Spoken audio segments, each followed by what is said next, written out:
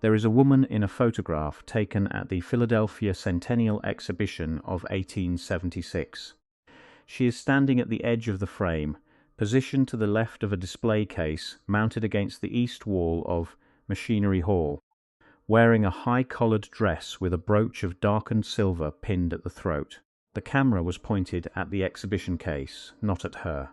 She appears in the frame because she happened to be standing there when the photographer exposed the plate, watching the contents of the case with an expression that the resolution of the albumen print cannot fully resolve. Her name is written in pencil on the reverse of the print in a hand identified as belonging to the Centennial Commission's Documentation Office.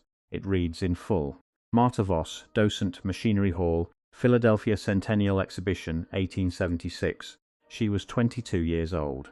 She had been employed by the Commission for the previous 4 months as an exhibition floor docent, assigned to Machinery Hall throughout the spring and summer of 1876, accompanying visitors through the operational displays and explaining the workings of the equipment in English and in German. She knew the machinery well.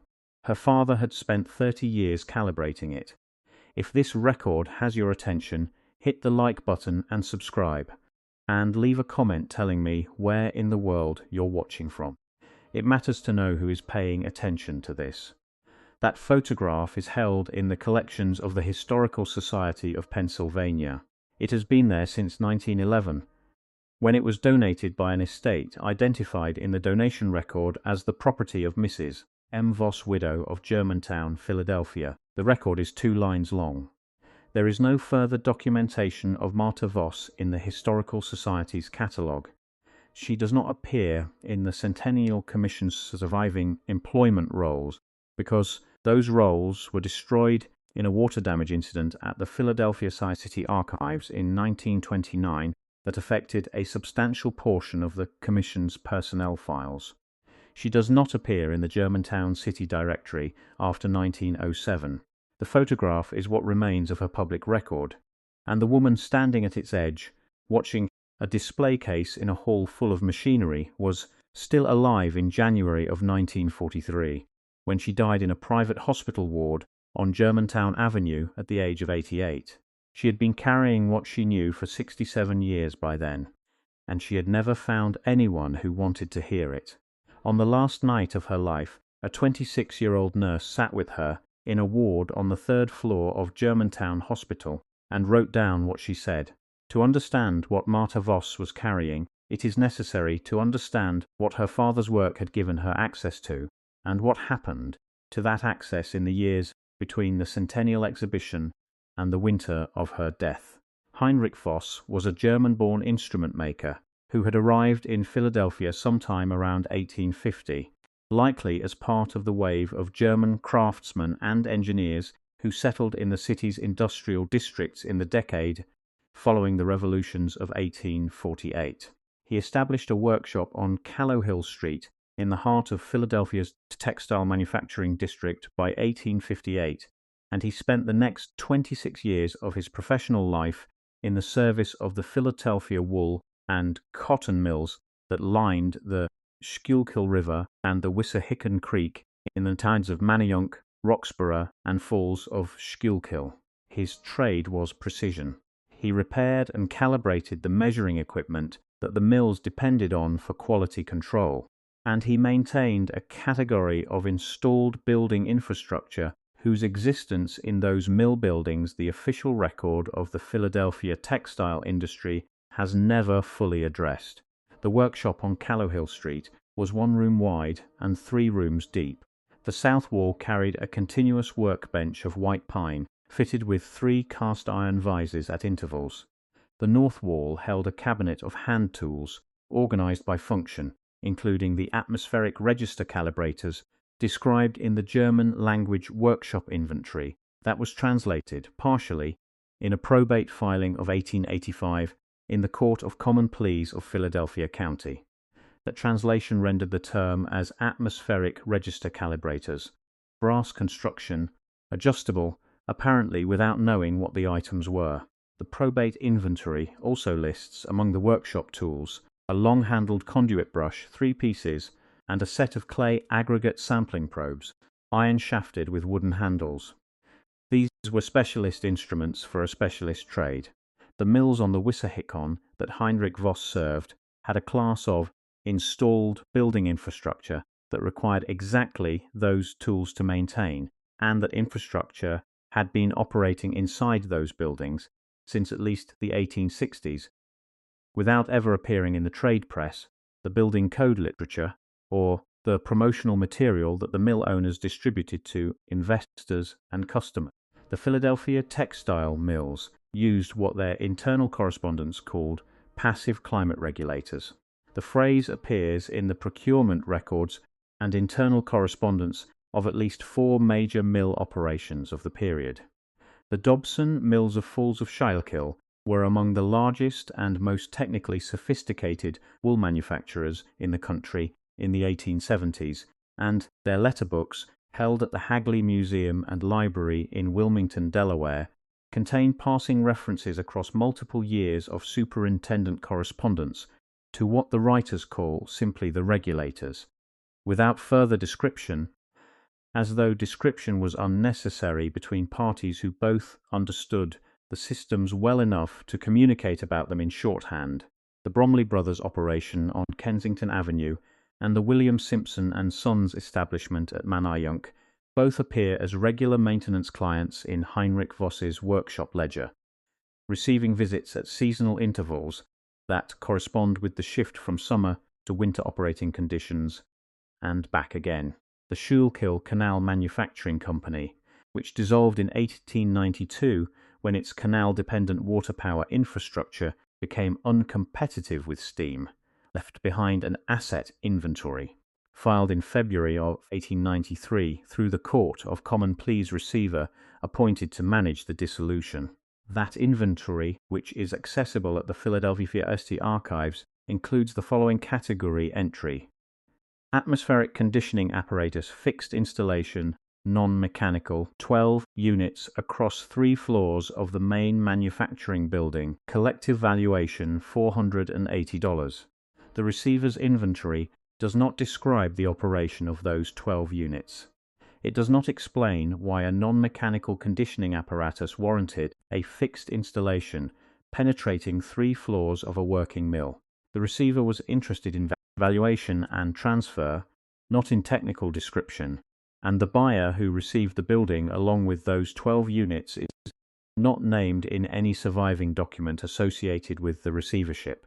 What Heinrich Voss's workshop ledger describes, across 22 years of maintenance entries in his careful and precise handwriting, is a system of sealed clay conduit runs built directly into the structural walls of the mill buildings he served, connecting at ground level to a buried aggregate bed of charcoal and crushed stone seated at a depth of between 5 and 7 feet in the stable clay soil beneath the mill foundations, and terminating at the working floor level in adjustable brass aperture registers set into the wall surface. Each register could be moved between 3 positions that the manufacturers had designated in their installation documentation as draw, balance, and rest. In the draw position, the aperture was fully open, and the conduit exchanged air and moisture with the mill floor at a rate governed entirely by the thermal differential between the deep aggregate bed and the warmer, drier air above. In the balance position, the aperture was partially restricted, maintaining a slow and continuous exchange that moderated the humidity and temperature of the floor environment without creating a perceptible draft. In the rest position, the aperture was sealed, and the conduit held whatever moisture and thermal charge it had accumulated in the aggregate below, available for the next draw cycle. Heinrich adjusted the registers seasonally, cleaned the aggregate beds with his long-handled brush, and tested the calibration of the brass aperture mechanisms with his adjusting instruments. A single maintenance visit to a mill with 4 or 5 conduit runs might take most of a day. He made those visits twice a year to each of his larger clients and once a year to the smaller ones, and the ledger records show that over 22 years he never logged a safety incident, a structural complaint, or a failure of any kind attributed to these systems. The operating principle of the passive climate regulator was not a trade secret or an unexplained phenomenon. It was documented in the scientific and engineering literature of the period with full technical transparency. The most thorough single description of the system appears in a patent filed at the United States Patent Office, March 1878, by a Philadelphia engineer named Samuel T. Wickham, approved in June of 1878, and classified under atmospheric climate apparatus, passive thermal exchange. Wickham's patent document runs to 11 pages of technical description with 4 accompanying diagrams. The core operating principle, as Wickham sets it out, is the stable temperature maintained by soil at depth in the Philadelphia region, and indeed across the temperate northeastern United States.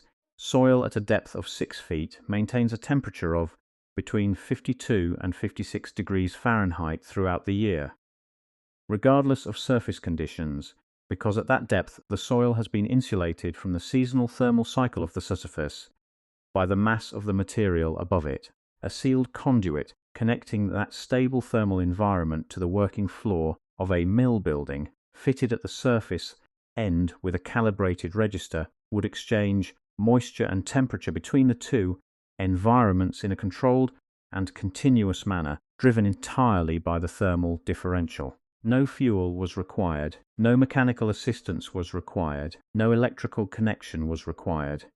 The geometry of the system and the physics of the thermal differential did the work. The only recurring cost was the cleaning of the aggregate bed, which required a long-handled brush and a specialist who knew the difference between an aggregate bed that was performing correctly and one that had accumulated debris to the point of impeding the exchange rate, and who could adjust the register calibration accordingly. That specialist was Heinrich Voss, and before him there had been others, and the trade was old enough, by the 1870s, that its practitioners understood it as a continuous professional lineage going back further than any of them could personally document. Wickham was not working in isolation. The Philadelphia patent record between 1865 and 1889 contains at least 9 separate filings describing passive climate regulation systems using buried aggregate beds, sealed conduit runs, and adjustable surface apertures. Several of the filers list their occupation as instrument maker, an overlap with Heinrich Voss's trade that the patent record makes visible but cannot explain further. One filing from 1882 gives a workshop address on Callowhill Street in Philadelphia, whose partially illegible street number, as it appears in the microfilm copy held at the National Archives, corresponds to the block where the Voss workshop was located. Whether the filer was Heinrich Voss himself or a colleague working from the same street cannot be established from the microfilm copy, because the precise number is not legible. The filing is attributed in the National Archives catalogue to a filer with an initial H and a partially legible German surname. The partial legibility may be a coincidence of microfilm degradation. It may not.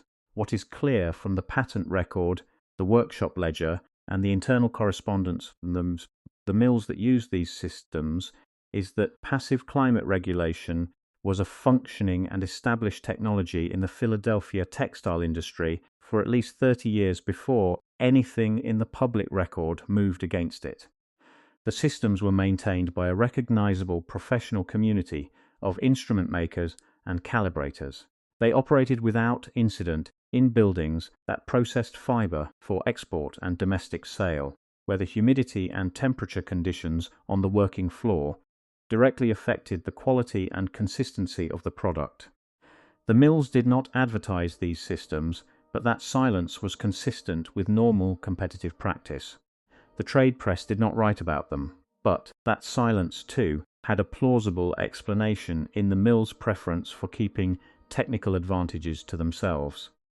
There is nothing in the record before 1890 that suggests anyone outside the mill operators and their maintenance contractors knew or cared that these systems existed.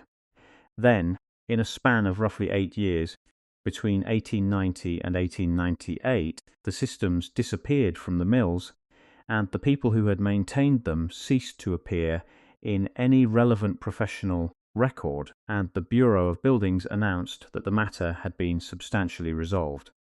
There is one further category of silence worth examining before moving to the mechanism of removal: the Manufacturer and Builder Journal, which published continuously from 1869 to 1894, ran extensive technical coverage of every significant development in Philadelphia and northeastern manufacturing over that period: steam engine improvements, loom mechanism advances, new dyestuff chemistry, the introduction of electrical lighting to factory floors, the development of mechanical ventilation systems in the early 1880s.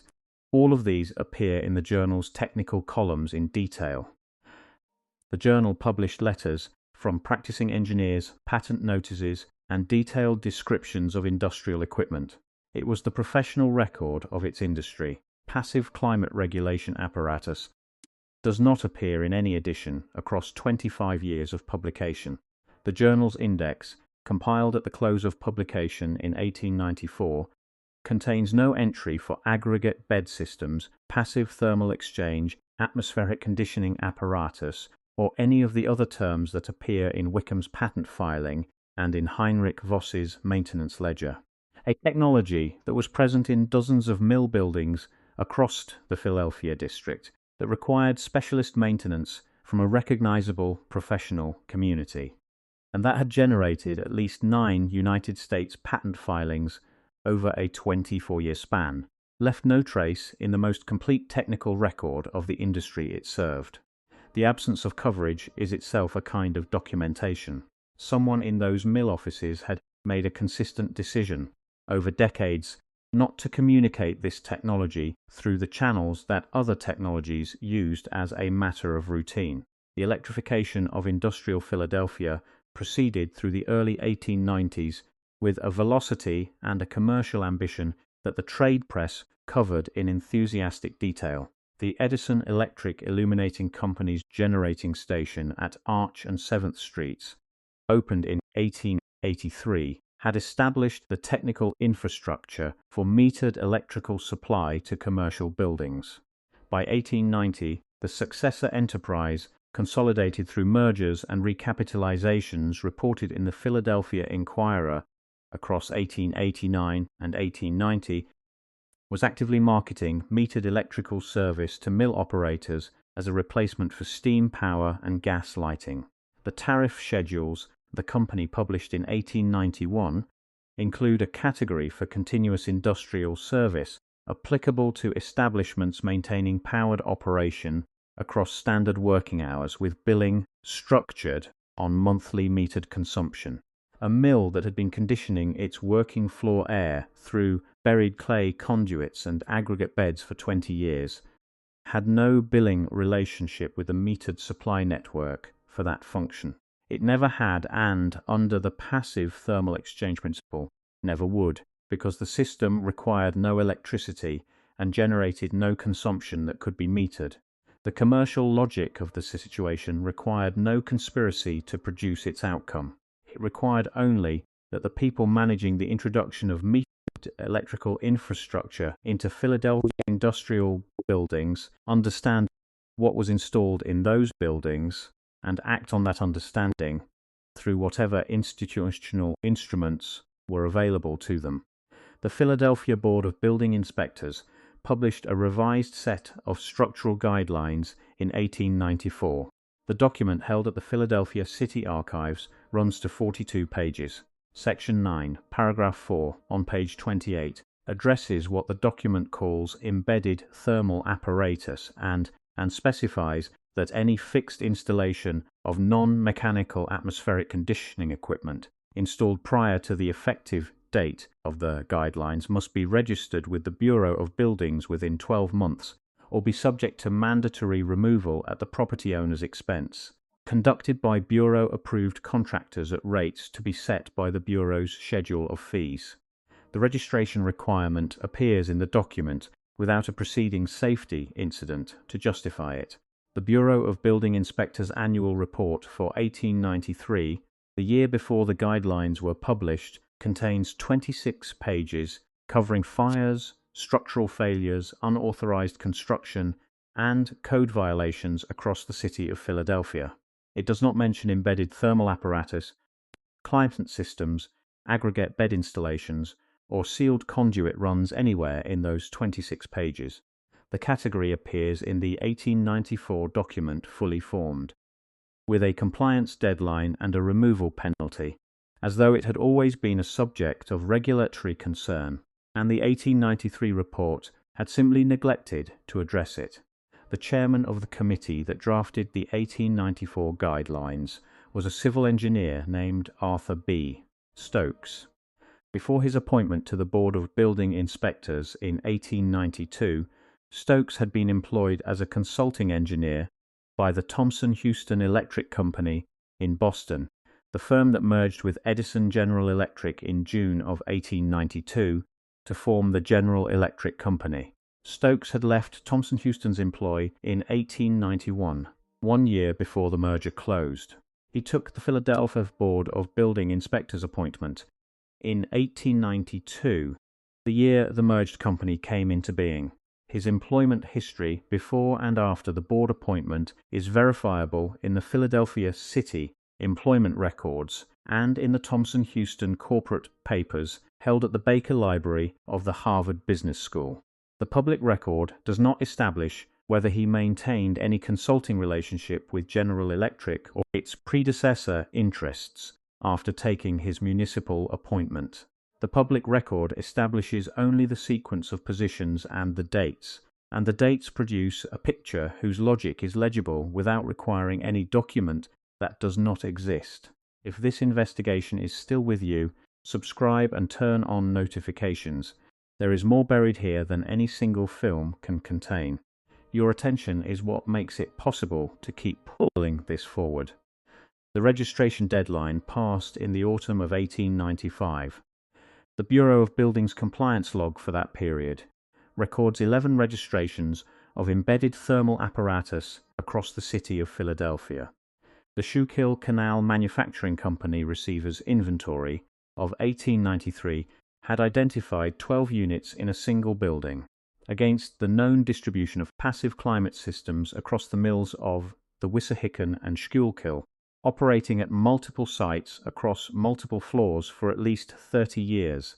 11 citywide registrations represents a gap that the Bureau's subsequent documentation never attempts to explain.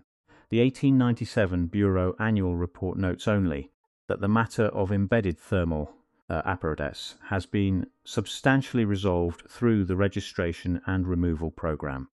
The phrase removal program appears here for the first time in any Bureau document. The 1894 guidelines had required registration. They had specified removal as a penalty for non-compliance. They had not announced a removal program. The program that the 1897 report describes as substantially complete had apparently run to completion without generating any administrative record that the Philadelphia City Archives was subsequently able to locate, because the finding aid for the Bureau of Buildings collection at Archives notes a gap in the record series covering 1894 through 1899, attributed to water damage during a renovation of the Archives storage facilities in 1951. The gap covers precisely the years of the removal program. The Bureau's records immediately before 1894 and immediately after 1899 are intact. Marta Voss had turned 41 years old when the registration deadline passed. She had watched her father's client list contract through the early 1890s, the maintenance visits becoming less frequent as mill after mill quietly removed the systems or registered them in advance of removal. After Heinrich died in 1884, she had continued to correspond with several of the mill operators he had served, and she had kept the workshop ledger and his calibration instruments in storage across 3 subsequent addresses in Germantown. 8 of the letters she wrote during the years after Heinrich's death survive in the family papers of her cousin Elisart Hartmann in the Stadtarchiv Freiburg. Catalogued under the reference Hartmann Familienkorrespondenz, Bestand 7, Map 12. The letters run from 1886 to 1909 and have not been translated into English in any published form. The letters are written in a literate German that reflects a formal education which Marta had received at the German language school on Spring Garden Street that served the Philadelphia German immigrant community through the 1860s and 70s. They are not polemical documents. They are personal letters between cousins covering the routine material of a working woman's life in Germantown.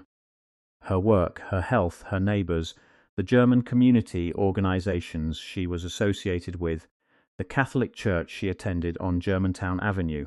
The passages relating to the mill systems and their removal occupy a portion of 3 of the 8 letters, and they are written in the same measured tone as the rest of the correspondence, without dramatics, as though Marta was reporting on something she had observed clearly and wanted to describe accurately for someone who had not been there to see it.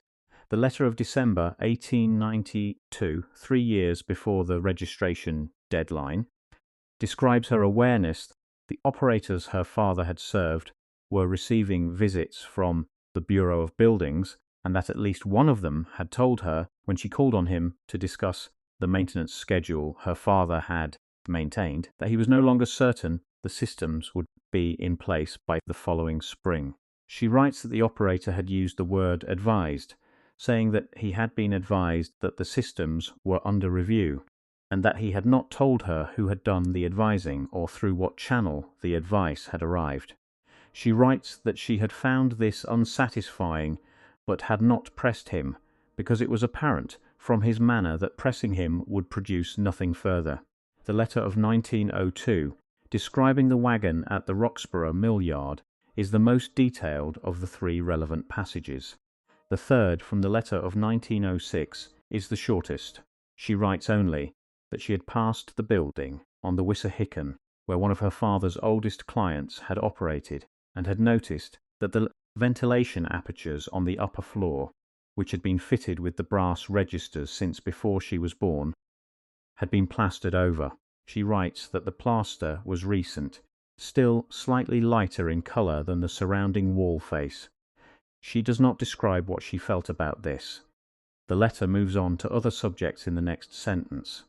In the letter dated September of 1902, she describes standing at the edge of the Roxborough mill yard and watching men load the brass aperture registers from one of the buildings her father had maintained onto a flatbed wagon. She writes that the men had no inventory paperwork, no receipt book, and no documentation of any kind that she could see, and that this struck her as wrong for a legitimate scrap collection, because scrap dealers, in her experience, sent men who counted what they collected and provided receipts for what they carried away. She watched the wagon leave the yard and travel west on Ridge Avenue toward the city centre, rather than south toward the riverfront yards where the established scrap merchants operated. She writes that she did not follow it. She writes that she had heard from a mill superintendent. She does not name that the registers from 2 other buildings along the Wissahickon had been collected by a similar wagon the previous spring, and that the superintendent had been told by the wardman who came to inspect the removal that the materials were destined for a storage facility rather than a smelter. She notes that the wardman had not said which facility or who operated it. The letter ends with her observation that what her father spent 30 years understanding, the men with the wagon were not required to know, and that is why they were the men with the wagon. She spent the following 4 decades in Germantown, working as a seamstress and later as a laundry supervisor at a residential hotel on Chelton Avenue, until her eyesight declined sufficiently to prevent close handwork. The city directory places her at 3 successive addresses between 1907 and 1931, when the entries stop. She appears in no public document after 1931 until the Germantown Hospital admission record of January 14th, 1943, when she was brought in by a Mrs. Extended reflections on her nursing work and occasional longer passages about patients who had affected her in ways she wanted to preserve in writing. The entry for January 14th, 1943 runs to 4 pages. The first page records routine ward activities and the admission of 3 patients earlier in the shift. The remaining 3 pages are about the time Doyle spent with Marta Voss in the hours before her death. The diary is in private hands. A Temple University graduate student working on a doctoral dissertation about pre-electrical industrial climate systems in the Philadelphia textile industry encountered a reference to Marta Voss in an unpublished paper held at the Hagley Museum in Wilmington in 2007. He followed the reference through the Germantown Hospital admission records to the date of death, and from there to a brief obituary notice in the Germantown Courier of January 16, 1943, which listed no next of kin but named, as the person who had arranged the hospital admission, a Mrs. R. Krause of Tulpehocken Street. Through the city directory and a marriage record, he traced Catherine Doyle's daughter, Margaret Farrell, then 70 years old and living in Chestnut Hill. Mrs. Farrell allowed him to read the diary in her presence over the course of a single afternoon. She did not allow him to copy it or quote from it directly. His dissertation, submitted in 2009 and available through ProQuest Dissertations and Theses, contains a 3-paragraph summary of the January 14th entry, attributed to a private diary with access courtesy of the diarist's family, and with a note that the specific contents had not been made available for direct reproduction. The summary records the following. According to what Catherine Doyle wrote, Marta Voss was conscious and able to speak for approximately 40 minutes after her admission, before her condition declined past the point at which speech was possible. She spoke in a mixture of English and German, shifting between the two without apparent awareness of the transition, and Doyle noted that she missed portions of what Marta said because of the language alternation and because the patient's voice was at times too faint to resolve clearly across the width of the ward. What she did capture, as rendered in the dissertation summary, was a sustained account of the buildings her father had maintained along the Wissahickon and what had been inside their walls. Marta used the German word Atmend, which translates as breathing, to describe the quality she said those buildings had possessed and the current city's buildings lacked. She said that her father had spent his working life keeping them breathing, and that after he died, no one had been permitted to continue because continuing required understanding, and the people who wanted the breathing stopped did not want anyone near the buildings who understood what stopping it meant. She described the conduit runs and the aggregate beds and the brass aperture registers in terms that correspond closely to the technical specifications in Wickham's 1878 patent and in the workshop ledger entries.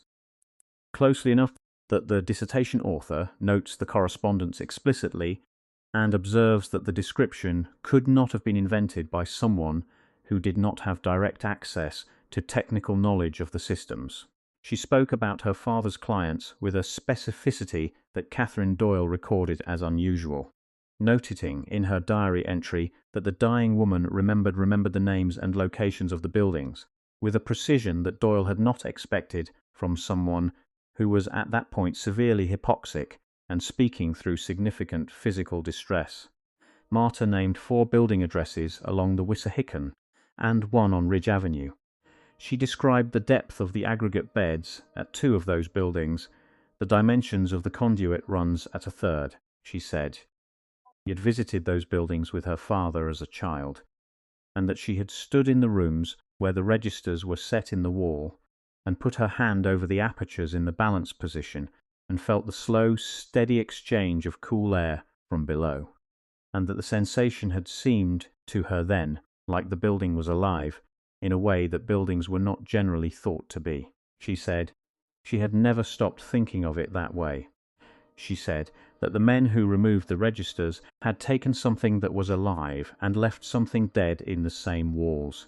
She said she believed the brass registers had not been melted down, that they were somewhere intact, and that the wagon that had taken them from the Roxborough Mill in 1902 had not gone to any scrapyard she knew of. She named a mill operator, identified in the dissertation summary only by the initial W, who had told her father in the winter of 1893 that the board had offered him no real choice, that the men behind the board's guidelines were men whose names were on the founding papers of the power company, and that once a man's name was on those documents, the board was no longer making independent decisions about what it required, she said. Her father had written this down in his ledger. The dissertation author searched the workshop ledger for this passage and did not find it, a circumstance the author notes without explanation, observing that the final pages of the ledger, covering the last 3 months of Heinrich Voss's professional activity in the autumn of 1883, had been removed at some point, leaving a ragged edge along the binding where 3 or 4 pages had once been attached.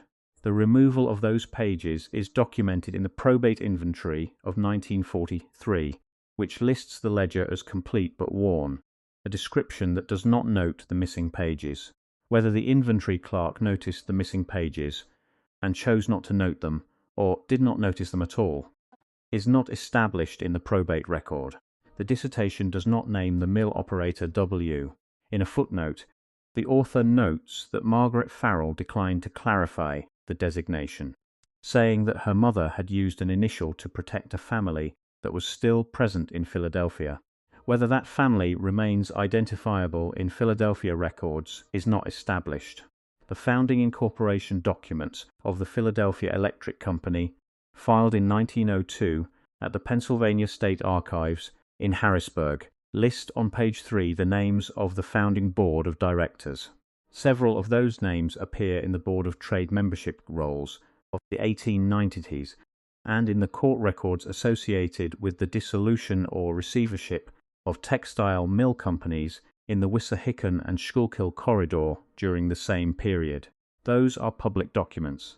They are accessible to anyone who visits the State Archives in Harrisburg. The connection the documents show is one of institutional overlap, the same individuals or their immediate associates appearing in the records of the regulatory body that mandated removal and the commercial enterprise that stood to benefit from it. The documents do not contain a meeting record, a directive, or a private communication establishing that the overlap was coordinated rather than coincidental. And the absence of such a document is the final silence in a record that has accumulated in silences at every point where an explanation would be expected. Arthur Stokes, who chaired the Board of Building Inspectors Committee that produced the 1894 guidelines, died in 1922. His estate was probated in Philadelphia County. The probate file contains a standard inventory of personal and professional papers, including correspondence files and engineering project records. The inventory lists the correspondence files by correspondent category. The categories include municipal clients, private clients, and professional associations. There is no category for Thomson Houston or General Electric. There is no category for any electrical utility company. The probate file notes that a quantity of professional correspondence was destroyed prior to filing, at the direction of the estate executor, as a matter of standard professional privacy practice in accordance with the conventions of the engineering profession. The quantity destroyed is not specified. The dates of the destroyed correspondence are not specified. The executor who directed the destruction is identified in the file as a Philadelphia attorney, whose firm, in 1897, had represented the receiver appointed in the dissolution of the Schuylkill Canal Manufacturing Company, whose asset inventory had identified 12 units of atmospheric conditioning apparatus in its main building before they were transferred to an unnamed buyer. The thread runs back further than any single document, and it ends at a point where the documents stop existing. What is not in any public document is the chain of custody for the brass aperture registers, the clay conduit tech components, and the aggregate bed materials that were removed from the Philadelphia Felke Mill buildings between 1894 and 1897 under the removal program. That the Bureau of Buildings 1897 report described as substantially resolved. The Bureau's own records covering that program do not exist in the city archives, destroyed in the water damage incident of 1951 that spared the records immediately before and immediately after the relevant years. The wagons that collected the removed equipment left no receipts and no delivery manifests in any archive that has been identified. The storage facility mentioned by the ward inspector to the unnamed mill superintendent in the spring of 1902 has not been identified.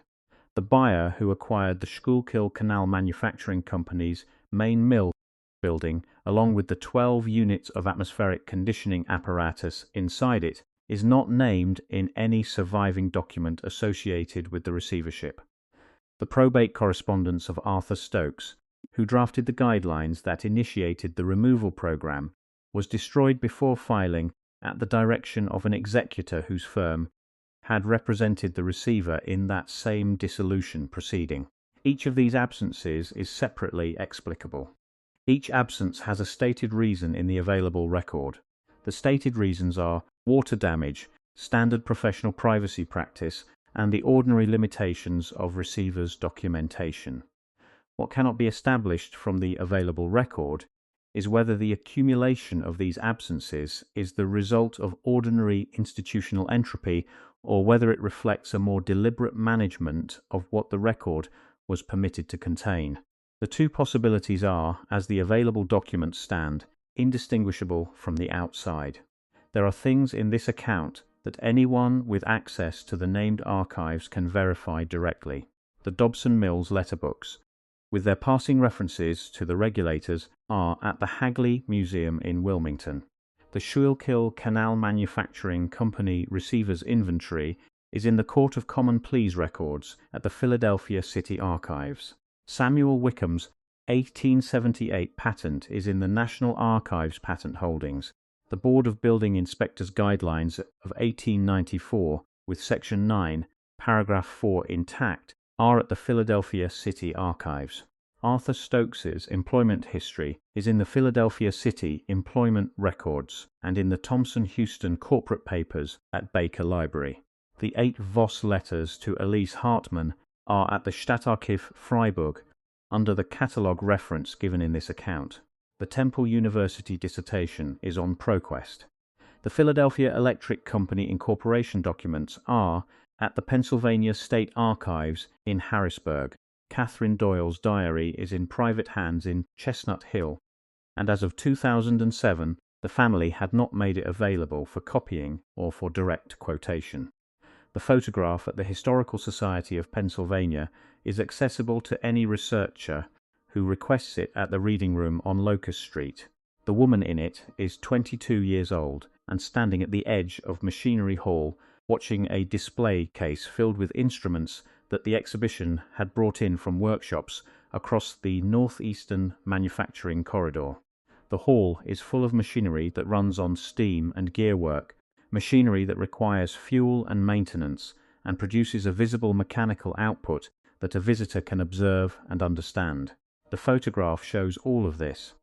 What the photograph cannot show is what was running in the walls of the building where that woman had spent the previous 4 months explaining the machines, or in the walls of her father's workshop on Callowhill Street 2 miles south, or in the walls of the Wissahickon Mills where Heinrich Voss would spend the next 8 years of his life walking room to room with his calibration instruments and his long-handled conduit brush, adjusting the brass registers at seasonal intervals, keeping the buildings breathing on the physics of a temperature differential 6 feet below the floor, with no meter attached to any part of the operation and no recurring bill owed to any company. The woman in the photograph kept what she knew for 67 years after that image was taken. She kept her father's ledger through every address she occupied. She wrote 8 letters to a cousin in Freiburg, describing what she had seen and what she believed had happened to it. She watched Wagons carry the brass fittings away and did not know where they went. And she lived long enough to watch the city that replaced the world her father had maintained become so thoroughly organized around metered consumption that there was no longer any institutional language available for describing what had been lost, because the institutions that might have provided such language were the same institutions that had arranged the removal. She told all of this to a night shift nurse who was 26 years old, and who wrote it down in a composition notebook that has not been made available for copying, and whose contents exist now only in a 3-paragraph summary in a doctoral dissertation that most people will never read. The notebook is in a house in Chestnut Hill. The ledger's final disposition is unrecorded. The aggregate beds, if any of them remain intact beneath the foundations of what was built over the Wissahickon mills in the century since the removal program concluded, have not been surveyed. The brass registers have not been found. The record that covers the years of their removal does not exist. Destroyed in 1951 in a water damage incident that left everything around it intact. The silence is the record. The silence has always been the record. Thank you for staying with this until the end. If what you heard here stayed with you, the other films on your screen continue the record. Subscribe if you haven't, and I will see you in the next one.